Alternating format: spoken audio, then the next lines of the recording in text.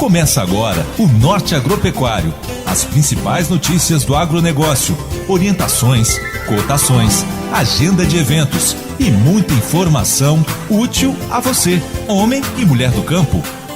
Norte Agropecuário, o produtor no rumo certo.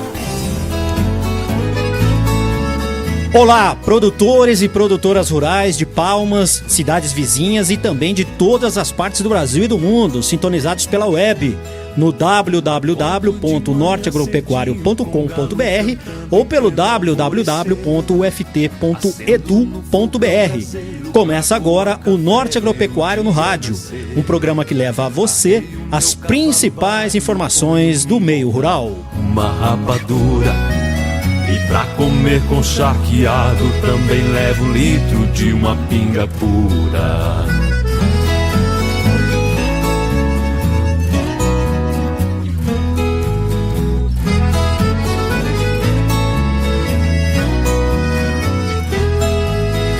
Cavalgo pela natureza, o gado no pasto, eu vou tocando.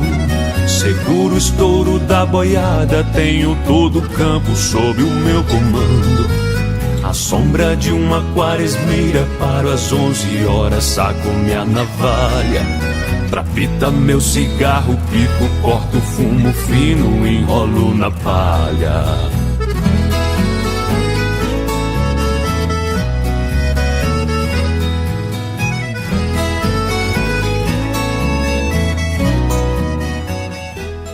Programa Norte Agropecuário, o produtor no rumo certo. Confira os principais destaques do programa de hoje. Fundamental no dia a dia do campo, a previsão do tempo deixou de ser algo usado apenas por grandes empresas ou proprietários. Saiba mais sobre esse serviço no programa de hoje. Saiba também no Norte Agropecuário no Rádio como está o debate sobre facilidades para a compra de agrotóxicos no país. Zootecnista e professor da UFT fala de importante experimento sobre a alternativa de alimentação para o gado, com resultados importantes no ganho de peso de animais. E você, médico veterinário, fique ligado. Termina nesta segunda-feira prazo para inscrição em concurso do Ministério da Agricultura. Esses são alguns destaques do Norte Agropecuário de hoje. Você está ouvindo Programa Norte Agropecuário. Bom dia, ouvintes da UFT. Eu sou o Cristiano Machado e comigo Daniel Machado. Na estreia do Norte Agropecuário no rádio domingo passado, aqui na UFT-FM, falamos sobre a importância da alimentação do gado na rentabilidade e produtividade da pecuária. Bom dia, Cristiano, e bom dia, ouvintes da UFT-FM. O nosso programa tem a missão, tanto aqui na rádio quanto na internet, de levar as informações técnicas para você, produtor. Então hoje nós vamos voltar ao tema. E abrimos o programa de hoje, portanto, com a divulgação de um experimento importante desenvolvido sobre a alternativa de alimentação para o gado, com resultados relevantes no ganho de peso dos animais. Vamos saber mais sobre o assunto. A entrevista do dia é com o professor titular da Universidade Federal do Tocantins, José Neuma Miranda Neiva, que é zootecnista. Professor, explique como é este trabalho e quais são os seus objetivos. O trabalho foi desenvolvido com o objetivo de avaliar o desempenho produtivo de novilhas, de sobreano, ou seja, entre 12 e 24 meses de idade, e de vacas de descarte, ou seja, aquelas fêmeas de corte, vacas de corte que não são mais viáveis de ser mantidas em reprodução. Avaliar o desempenho dessas duas categorias, alimentadas com dietas à base de milho, grão inteiro, ou seja, o grão sem processar, mais um núcleo mineral, vitamínico, proteico e energético na proporção de 85% de milho, 15% do núcleo. E a outra dieta seria o mesmo núcleo na proporção de 15% e 85% do milho, só que o milho já processado ou moído. A ideia, né, o objetivo desses tratamentos seria avaliar se há um favorecimento de você fornecer o grão inteiro para os animais. A gente parte da premissa que o grão inteiro estimularia a ruminação dos animais, permitindo um melhor desempenho desses animais alimentados exclusivamente com essa dieta de milho mais núcleo. Eles teriam acesso ao pasto no início do experimento, depois eles receberiam somente o alimento concentrado, ou seja, o milho mais o núcleo. Em que estágio está o trabalho e quais são as etapas que ainda restam? O trabalho ele já se encontra na fase final.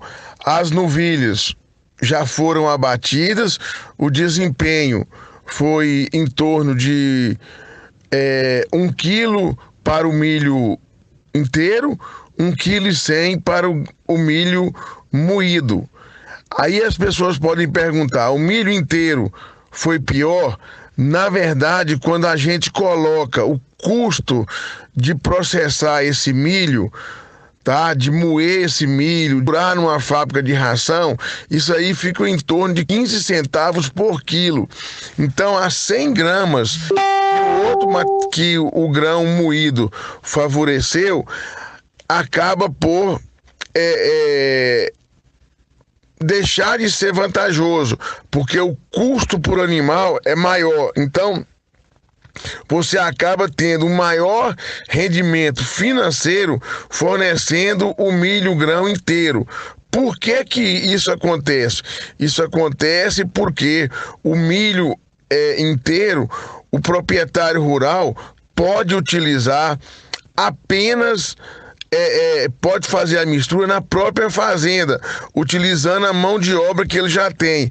Então a gente estima que seria em torno de 4 centavos por quilo para misturar o grão inteiro com o núcleo e em torno de 15, 16 centavos para ele moer o milho e depois misturar esse material. Então os dados parciais que nós temos para as novilhas é favorável economicamente para fornecimento do grão inteiro, embora tenha uma ligeira superioridade, não estatística, mas é uma ligeira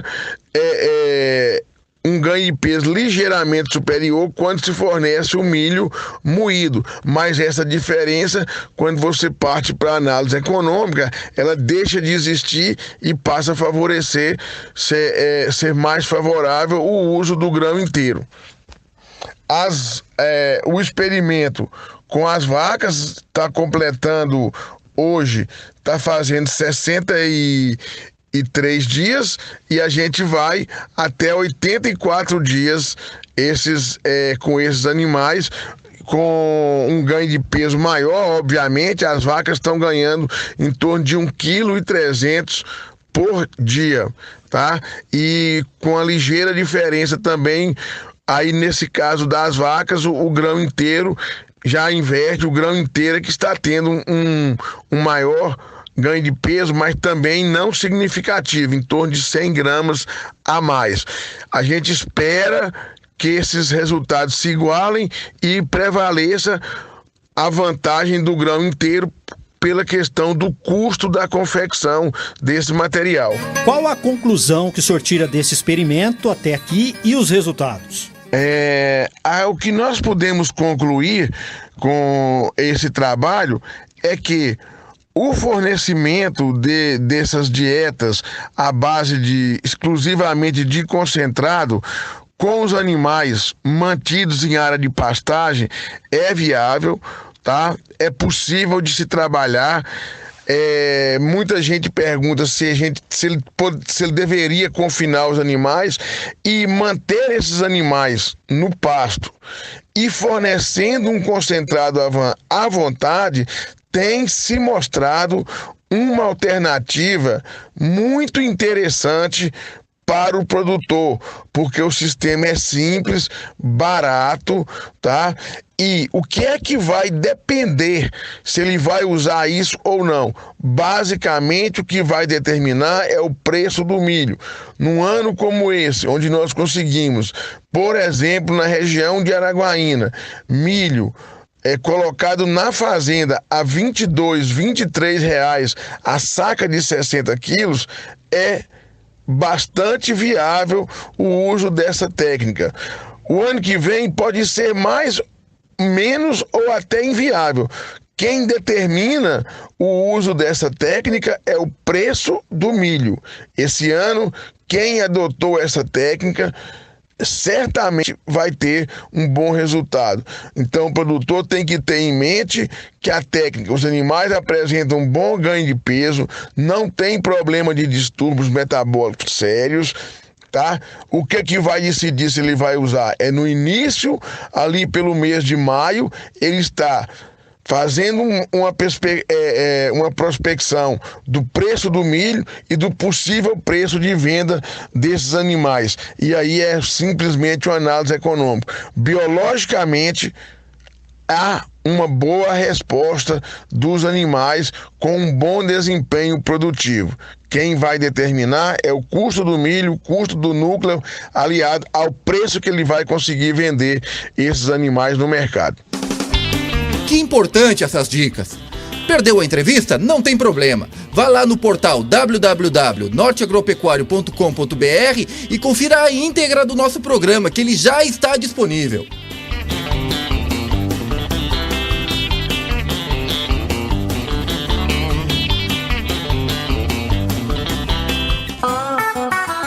Você está ouvindo Programa Norte Agropecuário.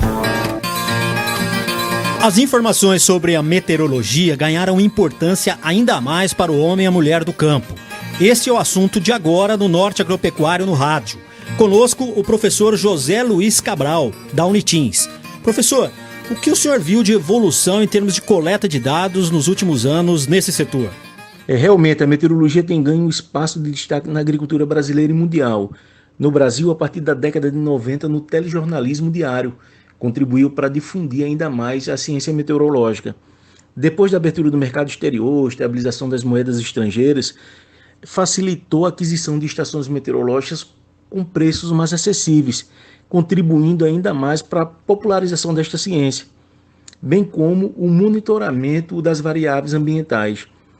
E nesta última década, as grandes empresas multinacionais começaram a investir pesado no monitoramento agrometeorológico, aumentando consideravelmente a demanda por mais informações. E depois a meteorologia continuou acompanhando a revolução tecnológica e literalmente chegou ao campo, pelos inúmeros aplicativos e fomentado principalmente pelo empreendedorismo da agricultura de precisão. Como Tocantins está preparado em termos de tecnologia para realizar o trabalho de coleta e difusão dos dados? Olha, atualmente o estado de Tocantins tem mais de 32 estações meteorológicas fazendo o monitoramento ininterrupto das condições de tempo no estado.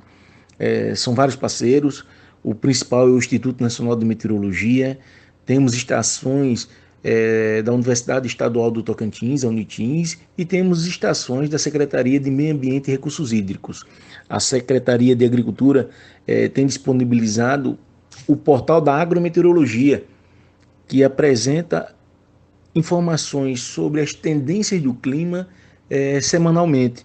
Então, diante de todo esse esforço, nós podemos considerar assim que o estado de Tocantins está se preparando e está preparado para fornecer informações e difundir estas informações de forma significativa para todos os setores da sociedade.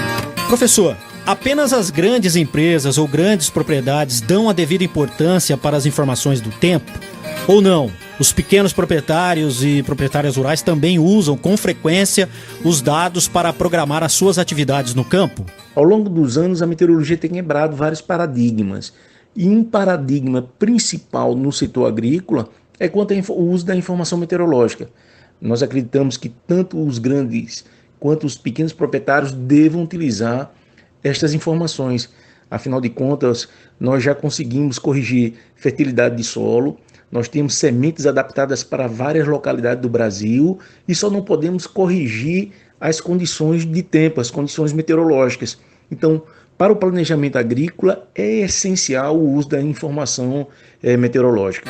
Uma pergunta pessoal agora. Como o senhor se sente fazendo parte desse processo que contribui de forma relevante para um dos setores responsáveis pela economia e o desenvolvimento de renda aqui no estado? Como profissional, qual é o seu grau de satisfação, professor? Eu me sinto apenas como um grande colaborador de um esforço muito maior que vai desde os observadores meteorológicos, dos meteorologistas operacionais e modelistas, que utilizam o conhecimento como mola propulsora para a difusão dessa informação meteorológica. A nossa missão é garantir que a informação possa subsidiar de forma significativa o processo de tomada de decisão do homem do campo e, consequentemente, a produção de alimento e a oferta desse alimento na mesa da população. Professor, agora sobre o tema atual. Na safra 2015-2016 houve uma quebra no ciclo por causa das chuvas irregulares. Já 2016-2017 foi de recuperação. E para a safra 2017-2018, qual é a previsão? Realmente, as últimas safras na nossa região têm sido de grandes extremos. A safra 2015-2016 ela foi acometida pelo fenômeno atmosférico conhecido como El Niño e trouxe grandes prejuízos para a nossa região. A de 2016-2017, apesar das chuvas irregulares, tivemos uma boa safra, uma excelente safra, uma safra com grandes recordes. Ainda em consideração a 2016-2017, do ponto de vista agrícola, as chuvas vieram no momento certo e com isso manteve o stand, manteve uma excelente produtividade. Mas do ponto de vista hidrológico, a bacia hidrográfica Tocantins-Araguaia, ela fechou o ano com déficit significativo. A respeito da bacia hidrográfica Tocantins-Araguaia, ela fechou o terceiro ano consecutivo com grandes déficits hídricos, o que é muito preocupante. E o que eleva a expectativa para a safra 2017-2018. A climatologia para outubro, novembro e dezembro, que é justamente a nossa janela agrícola, ela está apontando para chuvas abaixo do esperado, o que é uma preocupação adicional para quem está vindo desses grandes extremos. Mas nós consideramos ainda que seja uma safra boa, porque apesar desse atraso no período chuvoso, nós acreditamos que as chuvas venham melhorar e a nossa produtividade seja bem significativa. Você está ouvindo Programa Norte Agropecuário.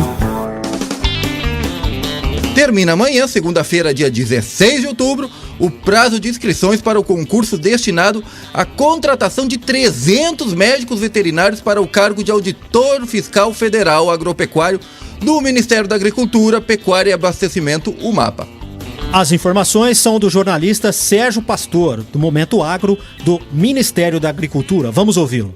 Encerram-se no próximo dia 16 as inscrições para o concurso destinado à contratação de 300 médicos veterinários para o cargo de Auditor Fiscal Federal Agropecuário do Ministério da Agricultura, Pecuária e Abastecimento. Os candidatos deverão ter concluído o curso de Medicina Veterinária e terem registro ativo nos conselhos regional ou federal da categoria. As inscrições deverão ser feitas somente pela internet. A taxa de inscrição é de R$ 120. As provas serão realizadas nos 26 estados do país e no Distrito Federal. O resultado do concurso está previsto para até 13 de abril de 2018 e será divulgado no Diário Oficial da União. O salário inicial dos auditores fiscais será de R$ 14.584,71 e a jornada de trabalho de 40 horas semanais. A organização do concurso está a cargo da Escola de Administração Fazendária. O edital número 59 pode ser acessado no endereço www.exaf.fazenda.gov.br. Para o Momento Agro, Sérgio Pastor. Então, pessoal, repetindo, As inscrições deverão ser feitas somente pela internet. A taxa de inscrição é de R$ 120.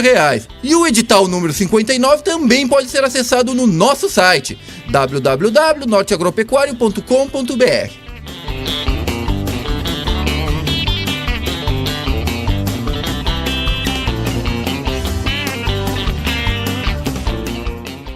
Programa Norte Agropecuário, o produtor no rumo certo. O que acontece no campo é o foco das notícias do Norte Agropecuário no rádio. Entretanto, não podemos deixar de lado o que ocorre em gabinetes e instituições. São fatos que ditam as normas de todos nós brasileiros. Então, o tema agora é o uso de agrotóxicos. Há um projeto tramitando que facilita o registro dos produtos. Vamos saber mais sobre esse projeto na reportagem de Antônio de Vital, da Rádio Câmara, em Brasília. Em audiência pública da Comissão de Seguridade Social e Família da Câmara, especialistas afirmaram que não existe uso seguro para agrotóxicos e criticaram um projeto que facilita o registro desses produtos. O debate reuniu médicos, pesquisadores e representantes do Ministério Público, da Agência Nacional de Vigilância Sanitária e de outros órgãos do governo para discutir os perigos do uso desses produtos, não só para os consumidores, mas principalmente para os trabalhadores rurais.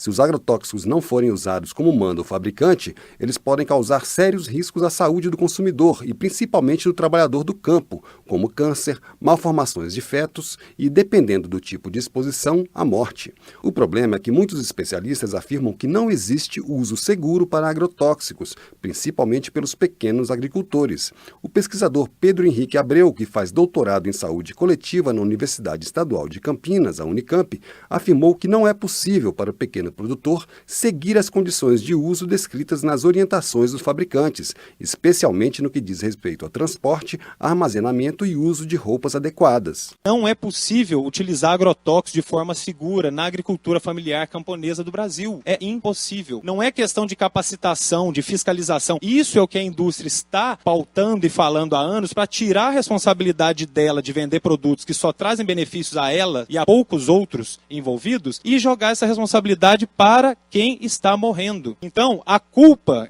pelas intoxicações não é dos agricultores. É impossível seguir as regras. Os debatedores criticaram principalmente projeto que tramita em uma comissão especial da Câmara e altera a lei de agrotóxicos. A proposta simplifica o registro e autorização dos produtos, além de mudar o nome deles para defensivos fitossanitários. Hoje, para ter seu uso autorizado, o agrotóxico tem que ser registrado pelo Ministério da Agricultura depois de passar por análises da Anvisa e do IBAMA, encarregados de verificar as consequências para a saúde humana e para o meio ambiente. E depois disso, a comercialização e uso ficam a cargo dos estados, que podem até proibir produtos já registrados. O projeto muda o processo de registro. O IBAMA, a Anvisa e os estados perdem poder e a autorização fica a cargo de um novo órgão federal. O texto também autoriza o uso de agrotóxicos quando o risco for aceitável, o que não acontece hoje. A lei em vigor proíbe produtos que possam causar câncer e mutações ou que provoquem distúrbios hormonais e danos ao meio ambiente. Os participantes do debate sugeriram um maior controle sobre o uso e aquisição de agrotóxicos e mais treinamento para os profissionais da saúde para melhorar o diagnóstico de doenças relacionadas ao uso desses produtos e as estatísticas sobre acidentes. Os argumentos dos defensores do projeto que muda a regulamentação para o uso de agrotóxico são de que a legislação atual dificulta o registro de produtos e que a burocracia acaba levando o produtor para a ilegalidade, já que várias culturas simplesmente não têm pesticidas feitos especialmente para elas. Eles também argumentam que não há comprovação de uso abusivo de agrotóxicos no país. Da Rádio Câmara de Brasília, Antônio Vital. Programa Norte Agropecuário. Pois é, o nosso programa está chegando ao fim. Mas você pode conferir no www.norteagropecuario.com.br a íntegra do programa de hoje. Cristiano, ouvintes, bom dia e até o próximo domingo às 7 horas da manhã. Valeu, Daniel! A edição do Norte Agropecuário no rádio é de Michel Assunção. Agradecemos a você pela audiência e reforçamos o convite para o próximo domingo, às 7 horas da manhã, estarem conosco aqui na UFT-FM. E quem fecha o Norte Agropecuário no rádio deste domingo é um talento que leva o nome da cultura sertaneja do Brasil para todo mundo. Renato Teixeira, em Romaria.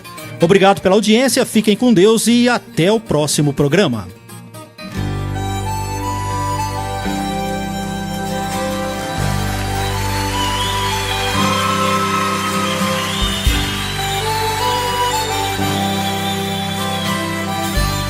É de sonho e de pó o destino de um só, feito eu perdido em pensamento sobre o meu cavalo. É de laço e de nó, de gibeira ou giló, desta vida cumprida a sol. Sou caipira, pirapora, Nossa Senhora de Aparecida, ilumina-me escuro e fundo, eu creio na minha vida. Sou caipira, pirapora, Nossa Senhora de Aparecida, ilumina-me no escuro e fundo, o trem da minha vida. O meu pai foi peão, minha mãe solidão, meus irmãos perderam-se na vida à custa de aventura. Descasei de joguei, investi, desisti. Se a sorte eu não sei, nunca vi. Sou caipira, pirapora, Nossa Senhora de Aparecida, ilumina-me no escuro e fundo, o trem da minha vida. Sou caipira, pirapora, Nossa Senhora de Aparecida, ilumina-me no escuro e fundo, o trem da minha vida. Me disseram, porém, que eu viesse aqui pra pedir em romaria e prece paz dos desaventos. Como eu não sei rezar, só queria mostrar meu olhar, meu olhar, meu olhar. Sou caipira, pirapora, Nossa Senhora de Aparecida, ilumina-me no escuro e fundo, o trem da minha vida. Sou caipira, pirapora, Nossa Senhora de Aparecida, ilumina-me no escuro e fundo, o trem da minha vida.